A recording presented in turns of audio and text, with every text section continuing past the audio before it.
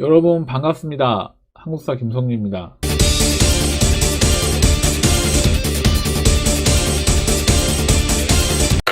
지금 시간이 새벽 1시 반입니다. 이 시간에 녹화를 해야 조용하니 녹화를 할 수 있기 때문에 이 시간을 정해서 지금 하고 있고, 여러분하고 약속대로 일주일 안에 한 개씩 올리는 걸로 이제 하겠습니다. 그리고 이번에 태그에 요 관련된 자료를 제가 블로그에 이렇게 올릴 예정입니다, 앞으로. 그래서 이 블로그도 여러분이 좀 많이 이용해 주실 것을 부탁을 드리겠습니다. 제가 이번에 여러분하고 볼 것은, 제가 집사람하고 우연히 드라마를 보다가 이거 재밌다, 이거 괜찮다 하던 드라마가 있는데, 바로 철인왕후라는 드라마입니다. TVN에서 지금 하고 있고요. 시청률은 10.4% 정도 나왔고, 토 일요일 9시에 진행을 하고 있다고 합니다. 개인적으로 제가 신혜선 씨하고 배종옥 씨하고 김태우라는 이 배우를 너무 좋아해서 이거 좀 재밌겠다라는 생각도 했고, 배경도 조선 후기 세조 정치이기 때문에 한번 봤는데요. 내용은 간단하게 이렇습니다. 그 청와대 셰프가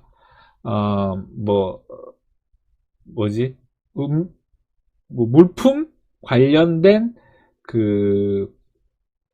비리 사건에 연루가 되고, 이 추사하는 과정에서 이 사람이 호수에 수영장에 뛰어들었는데, 거기에서 자신의 영혼이 조선 후기로 가서 철인왕후에게 들어가는 이런 판타지 같은 내용인데, 웹툰에도 있다고 합니다. 저는 안 봤는데, 하여튼 그래서 이게 시청률도 높고 학생들 중에도 보는 학생들이 있는 것 같아서, 제가 좀 이런 걸 알면 이 드라마가 내용이 배가 되지 않을까 싶어서 제가 좀 잠깐 제작을 해봤습니다. 자, 볼게요. 세조 정치기를 이해를 하려면 영종조 시대를 조금은 이해를 해야 됩니다. 그래서 왕이 이런 선택을 해 나가는구나 하는 게 이해가 되기 때문에 여러분한테 이런 배경을 좀 얘기해 줍니다. 지금 보시는 영화는 영린이라는 영화입니다. 정조 1년에 정조 암살 사건을 바탕으로 그린 영화인데요. 이 정조 역할을 이제 현빈 씨가 했는데, 현빈의 복귀작이었습니다. 그래서 현빈 씨의 등 근육이 매우 매력적인 영화였는데, 여기에서 또 누가 나오냐면 한지민 씨가 정순왕으로 나옵니다. 그러면 이제 이 두 사람의 관계는 어떤 관계인지를 지금부터 간단하게 설명을 하겠습니다. 여러분이 보시는 거는 영화 영린과 영화 사도를 섞어 놓은 것이라고 보시면 되고, 영조는 경종, 자신의 형인 경종이 죽고 나서 왕이 됩니다. 그게 바로 노론의 힘에 의해서 왕이 되는데, 이 노론의 힘에서 왕이 되다 보니까 영조는 자신의 힘으로 왕이 된 게 아니기 때문에, 이 신하들을 견제하고 누를 수 있는 거는 신하들보다 뛰어난 학풍을 가지는 게 상당히 중요했습니다. 그래서 영조는 자신의 아들들은 신하들한테 휘둘리지 않는 왕이 되기를 상당히 바랬었죠. 그래서 실제로 영조가 아들을 낳았는데, 그 아들도 일찍 죽고, 이제 40 몇 살 때 이제 아들을 얻었는데, 그 아들이 이제 사도세자가 되는 겁니다. 그래서 이 영조가 이 사도세자를 상당히 사랑하고 많이 아꼈다고 합니다. 하지만 아들은 아버지의 뜻대로 움직이지 않았고, 이 대리청정하는 과정에서 사도세자와 갈등이 일어나게 됩니다. 자, 이러한 과정 속에서 이제 노론은 영조에게 새 장가를 갈 것을 제안을 하게 되는데, 그게 바로 정순왕후가 됩니다. 그래서 사도세자는 정순왕후를 어머니라 불러야 되는 거죠. 자기보다 나이가 어린. 근데 이 정순왕후가 이제 왕비가 되는 과정이 좀 재밌는데, 이때 당시 영조가 나이가 좀 많았어요. 60이었으니까, 이때 영조가. 정순왕후 16, 17살이니까. 그래서 이때 당시에 정순왕후가, 그러니까 오늘로 얘기하면 우리 아버님이 중학생, 죄송합니다. 그렇다면 행동 똑바로 해. 그래서 정순왕후가 이때 중전이 되는 시험을 봤는데, 첫 번째가 세상에서 가장 깊은 게 무엇이냐, 두 번째 세상에서 가장 아름다운 꽃은 무엇이냐, 이렇게 물어봤다고 합니다. 이것은 제가 답변을 안 하겠습니다. 왜 안 하냐, 여러분이 한번 맞춰보시기 바랍니다. 하여튼 정순왕후는 왕이 됐고, 왕비가 됐고, 그 이후에도 총명함을 몇 번 보였고, 상당히 여장부였다고 합니다. 그런데 이 사도세자가 비행을 저지르고 아버지와 사이가 멀어지면서 결국은 뒤주에 갇혀서 죽게 되는데, 여기서 이제 학생들이 질문하는 거는 왜 뒤주냐는 겁니다. 그냥 목 베면 되는 거 아니냐, 이렇게 질문을 많이 하는데요. 그게 아니라 목을 베면 역적이 되기 때문에 목을 못 베게 하는 거예요. 그래서 뒤주에 가둔 거예요. 그래서 뒤주에 가두어서 결과적으로 이제 정조가 왕이 될 수 있는 바탕을 마련해 준 거죠. 그래서 정조가 아무래도 사도세자의 아들이면은 노론들한테 공격당할 수가 있으니까 영조는 사도세자의 형에게 이제 족보를 입양시키고, 그리고 정조는 자기가 아버지가 사도세자라고 얘기를 못하게 되는 거죠. 왜냐면 입양이 됐으니까.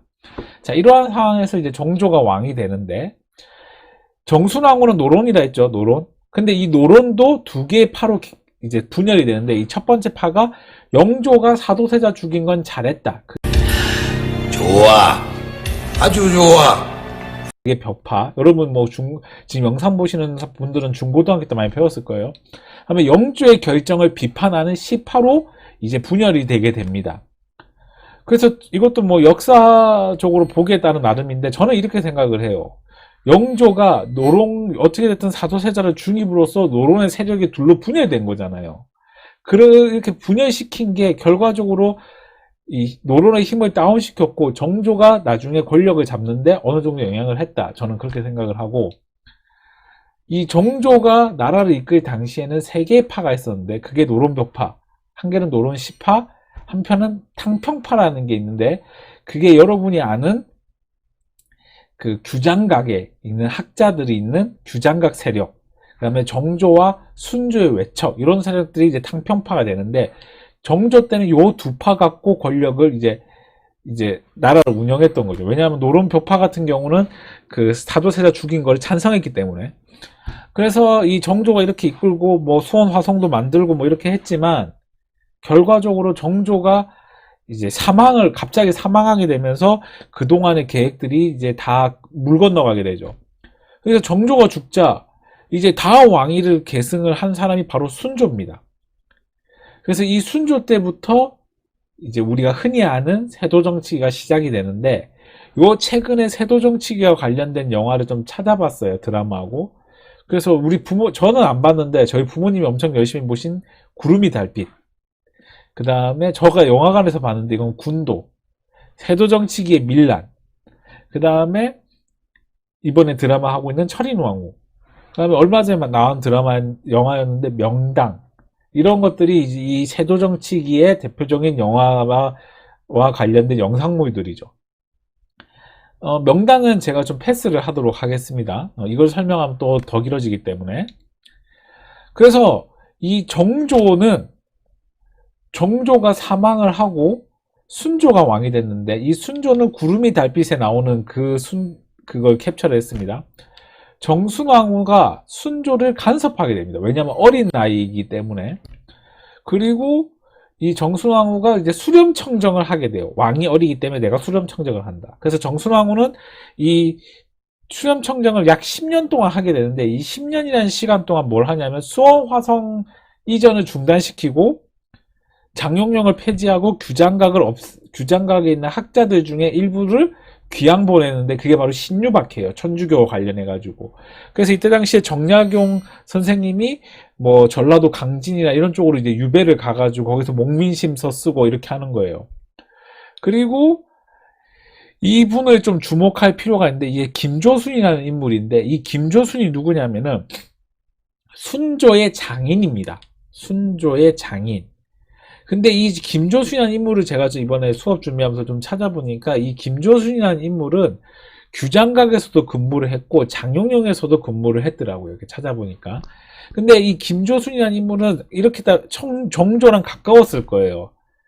그래서 이거는 제가 조선사 전공이 아니지만 제가 느낀 대로 얘기를 하면, 정조는 자신이 죽을 거를 알았던 것 같아요, 제 생각에는.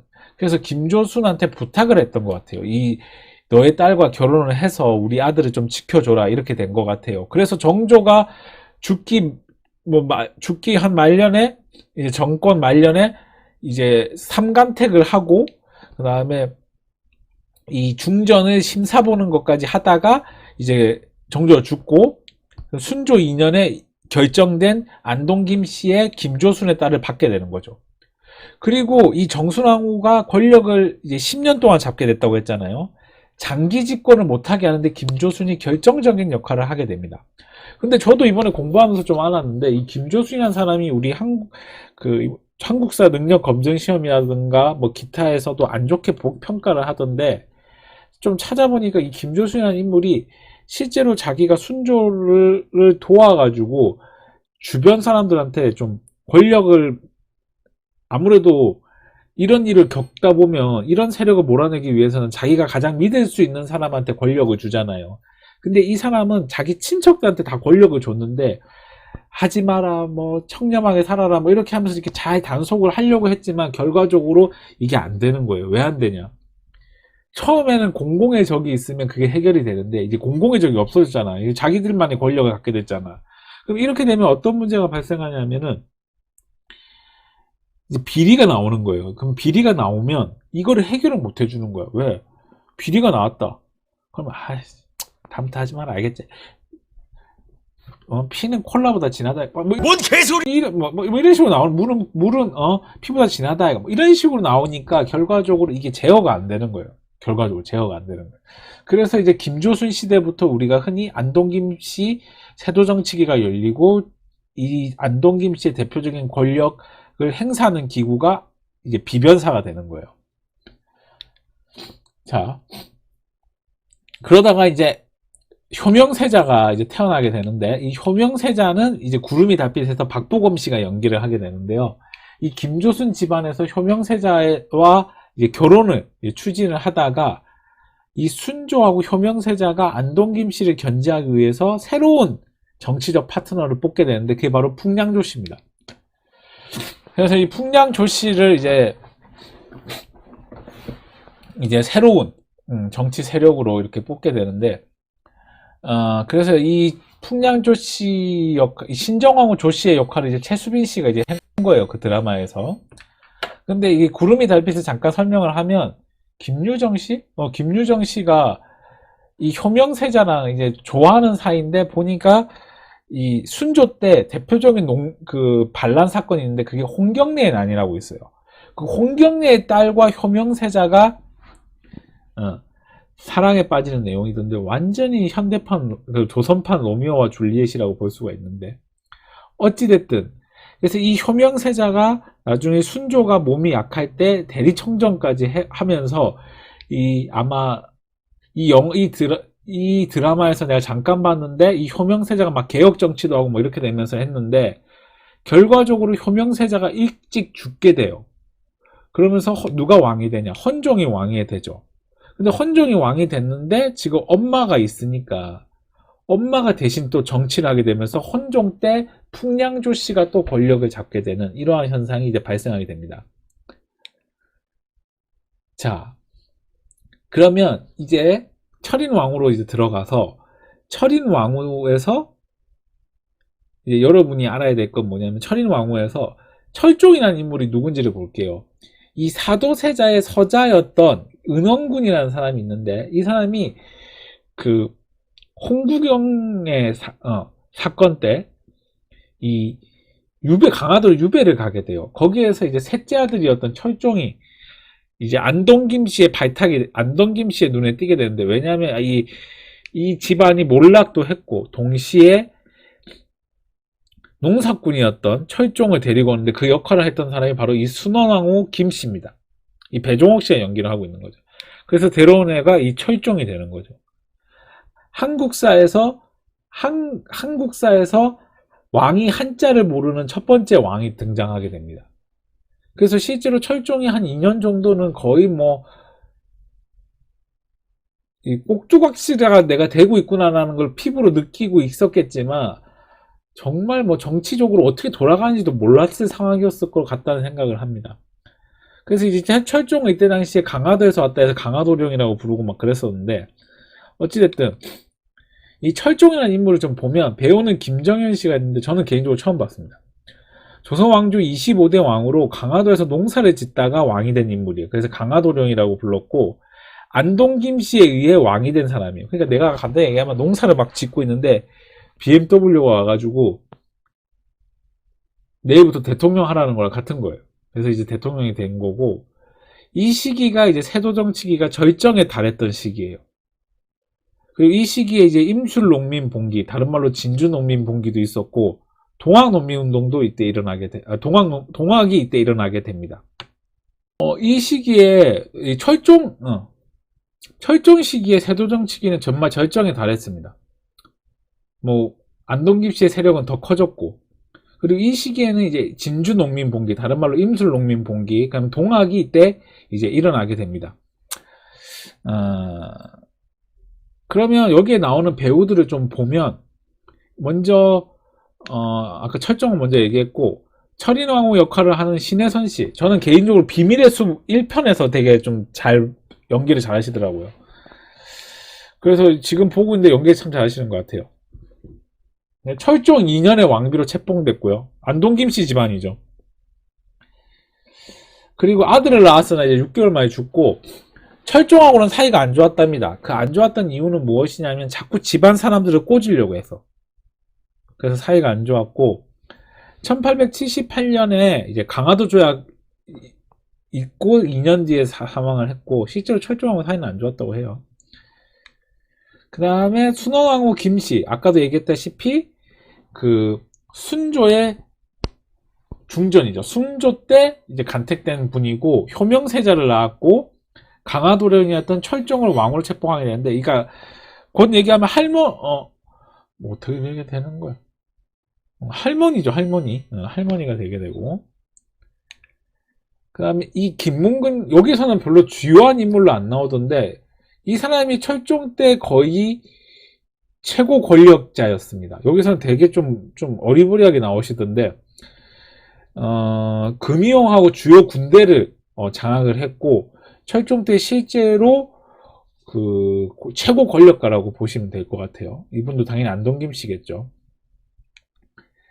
그 다음에 오히려 이분이 더 부각이 되더라고. 김작은이라는 사람인데, 안동 김씨의 대표적인 인물이고, 이 사람도 엄청난 주요직을 많이 했어요. 뭐 대사성, 이조참의, 공조판서는 오늘 교통부 장관 정도 될 거고, 이조판서, 뭐 인사행정부 뭐 이런 될 거고, 항선부 판윤 정도면 서울시장 뭐 이런 거, 하면 대사헌, 법 뭐 관련된 거고, 병조판서는 병부 뭐 이런 쪽을 주로 했고요. 철종 때 삼정이정청이라는 게 설치가 돼요. 그러니까 조선시대 때 이 조선 후기에 이 세금과 관련된 세 개가 있었는데, 한 개는 아니지만 전정, 군정, 황곡 이렇게 있는데, 이게 부패가 이제 비리가 많아가지고 이거를 조사하는 기구를 만드는데, 그게 삼정이정청이에요. 여기에 총책임자를 이 사람이 맡았어요. 근데 중요한 건 얘네들이 뜯는데 이걸 만들어봐야 뭐하고 해서 또 뜯는 거지. 그리고 이 사람은 이제 흥선대원군에 의해서 쫓겨나게 됩니다. 그리고 쫓겨나 있다가 흥선대원군이 다시 부르는데, 왜 부르냐, 철종실록 만들 때 와라 해가지고 이 사람이 와서 만들게 됩니다. 다음에 신정왕후 조대비, 이 사람은 이제 풍년조씨죠.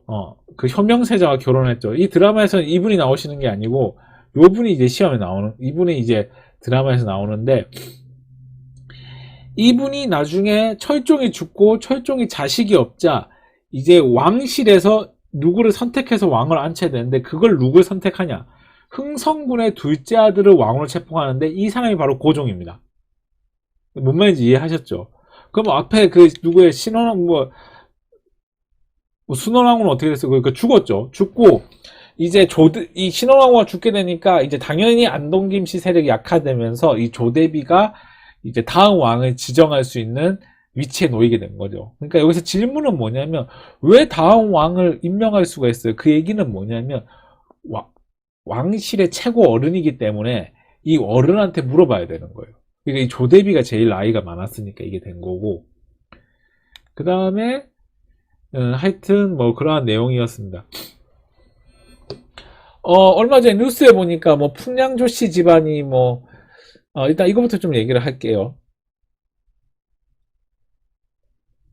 좀 정리를 해보면, 이건 전통 사극이 아니기 때문에 이것을 가지고 역사적 판단을 하는 것은 어렵다고 전 생각을 해요. 그냥 재미로 보세요. 근데 다만 이 드라마를 잘 이해를 해야 뭐 좀 재미가 있는 거죠. 우리나라에서 요새 전통 사극 나오기는 어려워요. 제가 봤을 때는. 왜냐하면 이제 사람들이 보는 매체가 다양해졌잖아요. 그리고 제가 우연히 사극하시는 분, 사극 연출하시는 분하고 만나서 얘기를 해봤는데 다들 유튜브 보고 그 다음에 넷플릭스 막 이런 쪽으로 가다 보니까 수익 창출이 너무 중요한 거예요. 그러다 보니까 전통 사극을 만들기가 어렵고, 그냥 제가 여러분한테 이걸 얘기하는 건 이걸 갖고 역사적 판단을 해라. 그게 아니라, 아, 저 시대 땐 저랬구나. 저 시대 때 저랬구나. 요렇게만 이해하는 정도로만 하시면 될 것 같아요. 그리고 얼마 전에 기사를 보니까 뭐 풍량 조씨 집안에서 뭐 그 조대비의 품위하고 뭐 그 왕실에 대해서 뭐 너무 품위가 없는 것처럼 그리고 왜곡이 심하다 가지고 뭐 고소를 하니 뭐 이렇게 얘기를 하던데, 이게 제 생각을 좀 얘기를 하면 어떻게 됐든 풍량조 씨랑 안동김 씨가 나라를 망하게 한 거는 사실이잖아요. 어떻게 됐든 간에 그 집안이 지금 뭘 하고 있든지 저는 모르겠지만 어떻게든 나라가 망하겠다는 건 사실이고, 그거에 대해서 막 지금부터 반성해라 이렇게 얘기하면, 다만 사실을 사실대로 봐야 되는 거죠. 뭐 이런 거 갖고도 트집을 잡으면 뭐 시대극 만들 게 뭐 있겠어요? 아무것도 없지. 그러면은 뭐 삼봉 예를 들어 과거에 옛날에 반란 일으켰던 집안은 뭐 그냥 아예 그냥 뭐 그거와 관련된 드라마나 이런 거 나오면 다 고소를 해야 되면 뭐 누가 사극을 보겠어요? 그건 아닌 것 같고, 어쩔 때는 드라마는 드라마로 보는 게 낫다.